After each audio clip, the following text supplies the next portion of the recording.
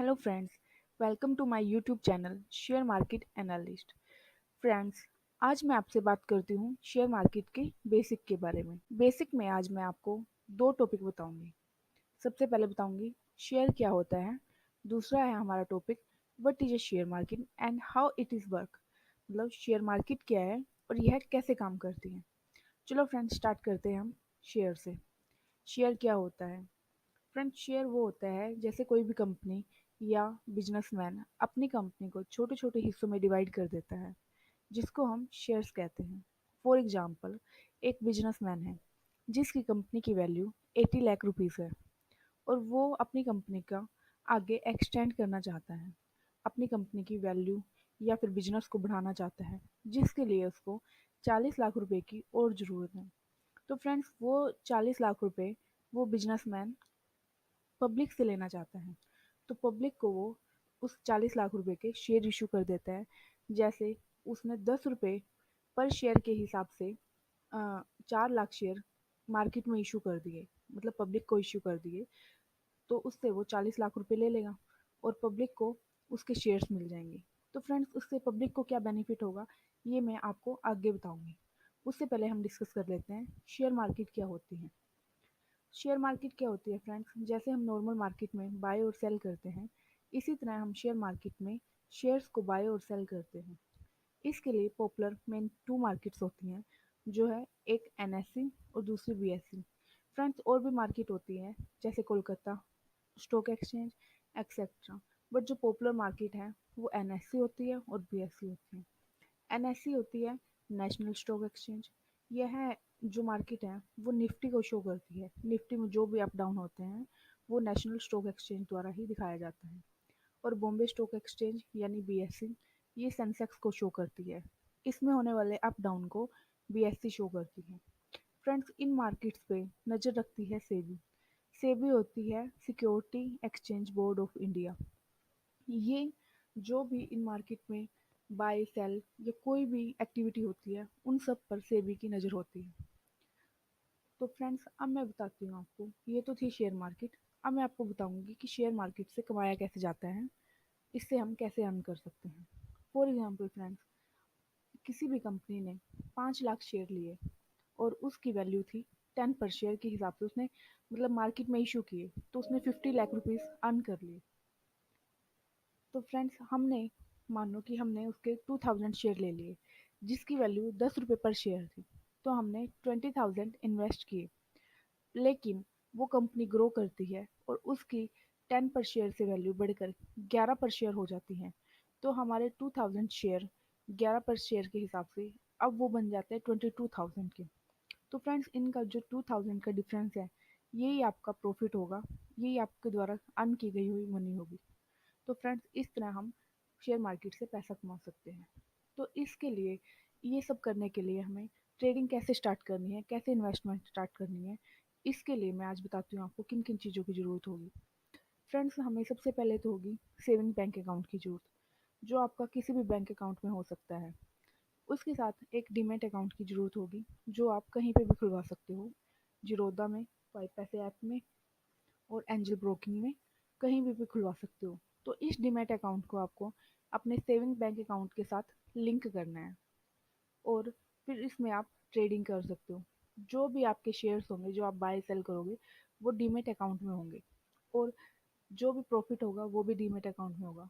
अगर आप इस प्रॉफिट को यूज़ करना चाहते हो या निकलवाना चाहते हो, तो आप डीमैट अकाउंट से सेविंग बैंक अकाउंट में ट्रांसफ़र कर सकते हो।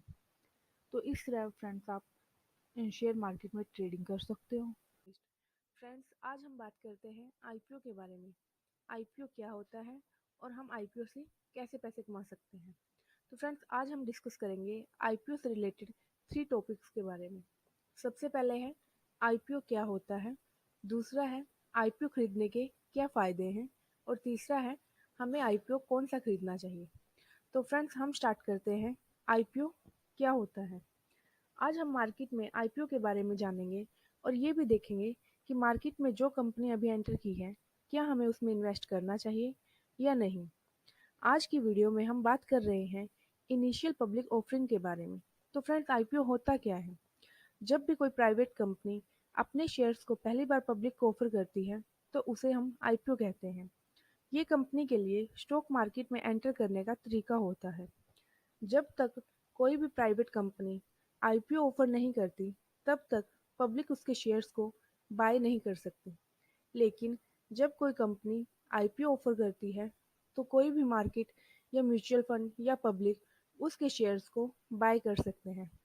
तो वो प्राइवेट कंपनी पब्लिक कंपनी बन जाती है। तो फ्रेंड्स, आईपीओ क्यों निकालती है कोई भी कंपनी और शेयर्स को क्यों बेचती है? तो फॉर एग्जांपल, मेरी कोई कंपनी है जिसकी वैल्यू 50 लाख रुपए है और अब मैं अपने बिजनेस को आगे बढ़ाना चाहती हूँ और मेरे को 25 लाख रुपए की और ज़रूरत है। अगर मैं वो 25 लाख रुपए बैंक से लोन लेती हूँ तो मेरे को उसके लिए बहुत हाई रेट इंटरेस्ट पे करना पड़ेगा। तो इससे अच्छा है कि मैं अपनी कंपनी के शेयर मार्केट में लिस्ट करा लूँ और अपनी कंपनी का आईपीओ रिलीज करा लूँ, तो जिससे पब्लिक मेरे शेयर्स को बाय करेगी और वो पैसा मेरे पास आ जाएगा। तो फ्रेंड्स, ये तो थी कि आईपीओ होता क्या है। अब हम डिस्कस करते हैं आईपीओ खरीदने के क्या फ़ायदे होते हैं। तो सबसे पहले फ़ायदा है कि हम इसको लो प्राइस पे बाय कर सकते हैं। जब भी कोई कंपनी अपना आईपीओ इशू करती है तो उसका प्राइस बहुत लो प्राइस पे होता है और हमें कम प्राइस पे ही अच्छा शेयर मिल जाता है। दूसरा फ़ायदा है high returns in short term. कई बार क्या होता है, जिस प्राइस पे आईपीओ इशू होता है उसके 7-8 दिन के बाद जब वो लिस्ट होता है, तभी हमारा पैसा 2 गुना या 3 गुना हो जाता है। और तीसरा पॉइंट है मोर ग्रोथ चांस। कोई भी कंपनी जब अपना आईपीओ निकालती है तो उसका मेन मोटिव होता है बिजनेस का ग्रो करना। अगर उसका बिजनेस ग्रो करेगा तो फ्रेंड्स उसकी शेयर की वैल्यू भी बढ़ेगी, जिससे हमारी इन्वेस्टमेंट वैल्यू में भी बढ़ोतरी होगी। तो फॉर एग्जांपल फ्रेंड्स, जैसे ये है एक पार्स डिफेंस शेयर जिसका आईपीओ जिसका इशू प्राइस था 175 और ये आया था 1 अक्टूबर 2021 को। लेकिन जब ये 8-10 दिन के बाद लिस्ट हुआ तो इसका जो प्राइस था 460 रुपीज़। तो इसने अपने लिस्टिंग गेन 2 गुना से भी ज़्यादा दिए। तो फ्रेंड्स, ये तो था आईपीओ के फ़ायदे। अब मैं आपको बताऊंगी आईपीओ से रिलेटेड इम्पोर्टेंट पॉइंट्स। तो सबसे पहले है अप्लाई करने से अलॉटमेंट की गारंटी नहीं होती। मतलब जितने भी हम शेयर्स या लॉट अप्लाई करते हैं, ज़रूरी नहीं हमें वो मिलते हैं। जैसे कि कोई भी कंपनी अपने आईपीओ को अपने आईपीओ के शेयर 1000 इशू करती है, लेकिन जो खरीदने वाले लोग हैं जिन्होंने आईपीओ के लिए अप्लाई किया है वो 2000 या 3000 हैं। तो उनमें से सिर्फ जितने शेयर हैं उतने ही लोगों को मिलेंगे, उससे ज़्यादा नहीं। तो दूसरा पॉइंट है लोट साइज के हिसाब से ही बाय कर सकते हैं। फ्रेंड्स, हम एक या दो शेयर नहीं बाय कर सकते, इसमें एक फिक्स लोट साइज होता है, जैसे 20 का या 25 या 50। तो उसके मल्टीपल में ही हम शेयर्स को बाय कर सकते हैं। तो तीसरा है फ्रेंड्स, इसमें मैक्सिमम लिमिट भी होती है। इसमें हम लोट को अपनी मर्जी से नहीं बाय कर सकते, इसमें एक लिमिट डिसाइड की होती है। तो फ्रेंड्स, ये तो था इम्पोर्टेंट पॉइंट। अब आते हैं हम आईपीओ हमें कौन सा खरीदना चाहिए। आईपीओ को खरीदने से पहले हमें किन किन बातों का ध्यान रखना चाहिए। फ्रेंड्स, हमें हर आईपीओ में बाय नहीं कर सकते। हमें आईपीओ खरीदने से पहले कुछ बातों का ध्यान रखना चाहिए। जैसे कि सबसे पहले है अंडरस्टैंड द बिजनेस। उस बिजनेस के बारे में हमें पता होना चाहिए। हमें ये पता होना चाहिए कि वो बिजनेस आगे ग्रो कर सकता है या नहीं। सेकंड है promoters background and management team, कि उस बिजनेस का प्रमोटर कैसे हैं और उसके मैनेजमेंट टीम कैसी है। तीसरा है उसकी की स्ट्रेंथ कैसे हैं। और चौथा है वैल्यूएशन ऑफ द कंपनी, उस कंपनी के वैल्यूएशन कैसे हैं। क्या जिस प्राइस पे आईपीओ को इशू किया गया है, क्या वो प्राइस सही है, उस कंपनी के वैल्यूएशन के अकॉर्डिंग है। ये सब बातें देख के ही हम आईपीओ में हमें बाय करना चाहिए, जिससे हम आईपीओ से पैसे कमा सकते हैं। तो फ्रेंड्स, अगर जो मेरी ये वीडियो आपको पसंद आई हो तो प्लीज़ लाइक और सब्सक्राइब करना ना भूलिए। फ्रेंड्स, आज हम बात करते हैं डिविडेंड के बारे में। फ्रेंड्स, जो लॉन्ग टर्म इन्वेस्टर होते हैं वो ज़्यादातर डिविडेंड देने वाली कंपनियों को ही पसंद करते हैं और अपने पोर्टफोलियो में इन्हें जरूर रखते हैं, ताकि उनको एक रेगुलर इनकम डिविडेंड के रूप में मिलती रहे। तो अब हम बात करते हैं डिविडेंड होता क्या है। हमारा प्रॉफिट कमाने का एक तरीका डिविडेंड भी होता है। डिविडेंड मतलब कंपनी के प्रॉफिट का कुछ भाग कंपनी जो अपने शेयर होल्डर्स को देना चाहती है। हर कंपनी के पास यह ऑप्शन होता है कि वो अपने प्रॉफिट को कैसे यूज करे। मतलब या तो वो प्रॉफिट को अपने पास रखे बिजनेस की बढ़ोतरी के लिए, या फिर कुछ हिस्सा शेयर होल्डर्स को दे दे डिविडेंड के रूप में। फॉर एग्जाम्पल, किसी कंपनी का जिसका प्रॉफिट 500 करोड़ का है और वो सोचती है कि 200 करोड़ वो बिजनेस की ग्रोथ के लिए रखे और 300 करोड़ वो 10 रुपये पर शेयर्स के हिसाब से डिविडेंड डिवाइड कर दे। अगर किसी शेयर होल्डर्स के पास उस कंपनी के 2000 शेयर हैं, तो वो 2000 शेयर मल्टीप्लाई बाई 10 से 20,000 रुपीज़ उस शेयर होल्डर्स के बैंक अकाउंट में ट्रांसफ़र हो जाते हैं डिविडेंड के रूप में। तो अब हम बात करते हैं कौन सी कंपनियां आपको डिविडेंड दे सकती हैं। जैसे टाटा, आईटीसी, रिलायंस, इन्फोसिस जैसी अच्छी कंपनियां आपको डिविडेंड दे सकती हैं। हमेशा वही कंपनी आपको डिविडेंड देगी जो प्रॉफिट मेकिंग कंपनीज होती हैं। जो कंपनी लॉस में होती है वो आपको कभी भी डिविडेंड नहीं दे सकती। और गवर्नमेंट कंपनीज भी आपको डिविडेंड देती हैं। तीसरा, वेल एस्टेब्लिश्ड कंपनियां ही आपको डिविडेंड दे सकती है। मतलब जो लॉन्ग टर्म से एस्टेब्लिश्ड हो और मैच्योर कंपनी आपको डिविडेंड देती है। नई कंपनियां आपको डिविडेंड नहीं देती, क्योंकि नई कंपनियां सोचती हैं जो उनका प्रॉफिट हुआ है वो अपने बिजनेस को बढ़ाने के लिए यूज करे, जिससे आगे जाके और ज़्यादा प्रॉफिट कमाया जा सके। इससे फ़ायदा इन्वेस्टर को ही होता है, क्योंकि अगर कंपनी ग्रो करती है तो इन्वेस्टर का शेयर प्राइस भी बढ़ेगा और आगे फ्यूचर में उसको अच्छा डिविडेंड भी मिल सकता है। तो फ्रेंड्स, आइए अब हम बात करते हैं कि हम डिविडेंड कैसे ले सकते हैं। तो डिविडेंड लेने के लिए कुछ इंपॉर्टेंट पॉइंट्स हैं, कुछ इंपॉर्टेंट डेट जो शेयर होल्डर्स को ध्यान में रखनी होगी। सबसे पहले है डिविडेंड डिक्लेरेशन डेट। इसमें जो कंपनी के बोर्ड ऑफ डायरेक्टर्स होते हैं वो मिल के एक मीटिंग ऑर्गेनाइज करते हैं और उस मीटिंग में डिसाइड करते हैं कि कितना डिविडेंड देना है और कब देना है। दूसरा होती है रिकॉर्ड डेट। इस दिन आपके डीमैट अकाउंट में अगर कोई शेयर होता है तो कंपनी क्या करती है, अपने शेयर होल्डर्स की लिस्ट उठाती है। अगर उस लिस्ट में आपका नेम भी मेंशन होता है तो आपको भी डिविडेंड मिलता है। तीसरा होता है एक्स डिविडेंड डेट। ये बहुत इंपॉर्टेंट डेट होती है। अगर आपको डिविडेंड चाहिए तो किसी कंपनी का भी इस डेट को ध्यान में रखना होगा, क्योंकि अगर इस डेट से पहले आप शेयर खरीदते हो या फिर खरीदते हो तभी आपको कंपनी का डिविडेंड मिलता है। और अगर आप इस डेट पर या इसके बाद शेयर को खरीदते हो तो आपको डिविडेंड नहीं मिलता। Ex dividend date record date के 1 या 2 दिन पहले ही रखी जाती है। एक्स डिविडेंड डेट के पहले जो वर्किंग डेज होते हैं उसमें आप शेयर्स को बाय कर सकते हो। फ्रेंड्स, फोर्थ होता है हमारा पेमेंट डेट। वो डिसाइड की जाती है कि किस दिन आपको डिविडेंड की पेमेंट की जाए। इस दिन जितना भी आपका डिविडेंड होता है आपके बैंक बैंक अकाउंट में सीधा ट्रांसफ़र कर दिया जाता है और ये डिविडेंड आपके बैंक अकाउंट में आ जाता है। तो फ्रेंड्स, ये तो था डिविडेंड से आप कैसे पैसा कमा सकते हैं। तो थैंक यू फ्रेंड्स हमारी आज की वीडियो देखने के लिए। अगर आपको हमारी वीडियो अच्छी लगी हो तो प्लीज़ लाइक एंड सब्सक्राइब करना ना भूलिए। क्या शेयर बाजार जुआ है? तो ज़्यादातर हम सुनते हैं कि कई लोग शेयर मार्केट को जुआ कहते हैं, सट्टा कहते हैं और गैम्बलिंग भी कहते हैं। इंडिया में जब शेयर मार्केट की बात होती है तो पेरेंट्स और रिलेटिव कहते हैं कि ये जुआ है, तुम इससे दूर ही रहो। तो चलिए आज समझते हैं क्या ये सट्टा है। आइए फ्रेंड्स, देखते हैं शेयर मार्केट कैसे स्टार्ट हुआ। पुराने ज़माने में आज से 200-250 साल पहले कंपनियों का पैसे इकट्ठे करने का तरीका कर्ज था, जिसके लिए उसे ब्याज के साथ पैसे वापस करने पड़ते थे। कंपनियां या तो बैंक या दूसरे सोर्स से पैसा इकट्ठा करती थी और उस पर उसे हाई इंटरेस्ट पे करना पड़ता था। इस हैवी कर्ज से बचने के लिए कंपनियों ने एक रास्ता ढूंढा जिससे कंपनियों को कर्ज ना लेना पड़े।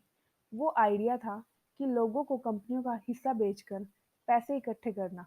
मतलब छोटे छोटे हिस्से देकर बहुत सारे लोगों को कंपनियों में शेयर होल्डर बनाना, जिससे लोगों को उस कंपनियों में पार्टनर बनने का मौका मिलता था। जिसके पास जितने ज़्यादा शेयर होते वह उस कंपनी का उतना ही बड़ा शेयर होल्डर बन जाता। तो फ्रेंड्स, ऐसे में अगर कोई कंपनी अच्छा परफॉर्म करती, कंपनी की वैल्यूएशन बढ़ती और शेयर प्राइस भी इंक्रीज होता, जिससे लोगों की इन्वेस्टमेंट भी बढ़ती। तो इस नए मेथड को ही हम शेयर मार्केट कहते हैं।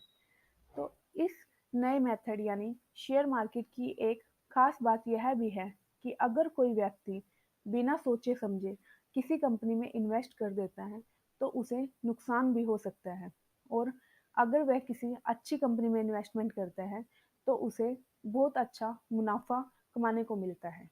तो फ्रेंड्स, स्टॉक मार्केट में इन्वेस्टर का एक मेन काम यह होता है कि वह सही कंपनी को ढूंढे जो आगे जाके ग्रो करे और उसमें इन्वेस्ट करे। तो आइए दोस्तों, अब हमें शेयर मार्केट को हम समझते हैं एग्जाम्पल के थ्रू।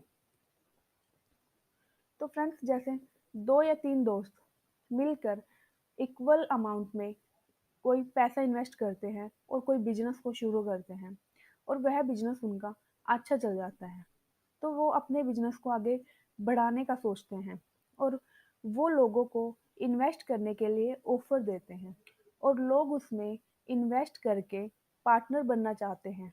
तो फ्रेंड्स, आप बताइए, क्या ये सट्टा है या इन्वेस्टमेंट?